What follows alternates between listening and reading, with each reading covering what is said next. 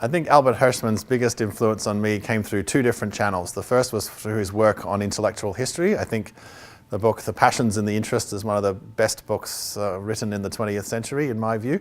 A wonderful account of how something as deeply suspect as exchange and capitalist relations suddenly, over a relatively short period of time, came something that to be regarded as normal and normative, something that everybody thought was suddenly the future, the way in which wealth was going to be created, the way in which progress was going to be extended around the world. So how that shift occurred, I think, is just wonderfully interesting, and the way he lays out that story is fascinating.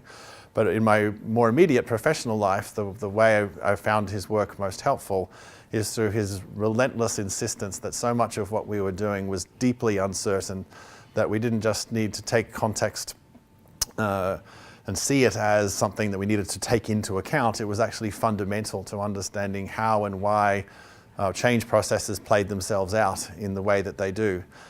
One of perhaps his most memorable quote for me, and it was in the 20th anniversary edition of Development Projects Observes, where he called development this epic adventure. And I've always loved that metaphor. I thought that was wonderful as a deeply uncertain, deeply grand and ambitious and noble task to undertake, but deeply uncertain, the success never guaranteed, an inherent degree of uncertainty built into the very tasks in which we're doing.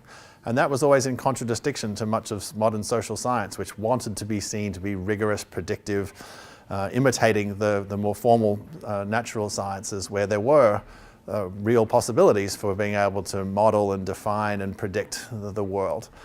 Development wasn't that kind of a problem. He kept insisting to us. It was a very different kind of problem. It needed a different kind of mindset, a different kind of theoretical and methodological entry points for making sense of it. And there was a time in which that was deemed less rigorous and very much at the bottom end of the hierarchy within economics. But I think history has vindicated that as a very necessary and important way forward. And I like to think that with many colleagues around the world, we're now trying to take that approach and make it much more actionable and widespread in terms of its applications for some of the most binding constraint issues that we now face in development around the world.